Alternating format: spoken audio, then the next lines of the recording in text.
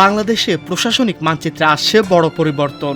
রাজধানীর উপকণ্ঠে অবস্থিত পূর্বাচল নতুন শহরের প্রকল্প পুরো এলাকাকে ঢাকা জেলার অন্তর্ভুক্ত করার চূড়ান্ত সিদ্ধান্ত নিয়েছে সরকার।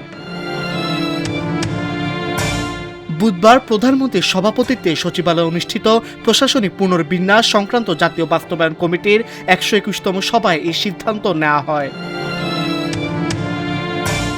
মন্ত্রিপরিষদ বিভাগ সূত্র জানায়, পূর্বাচল নতুন শহরে বড় একটি অংশ পড়েছে নারায়ণগঞ্জের রূপগঞ্জ উপজেলায় এবং কিছু অংশ পড়েছে গাজীপুরের কালীগঞ্জে।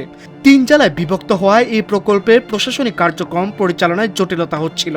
সেই সমস্যা দূর করতে প্রকল্পটির পুরো এলাকা ঢাকা জেলা অন্তর্ভুক্ত করার প্রস্তাব দিয়েছিল গৃহায়ন ও গণপূর্ত মন্ত্রণালয়। নিকার বৈঠকে সেটি অনুমোদন দেওয়া হয়েছে। ডেস্ক রিপোর্ট, আজকের পত্রিকা।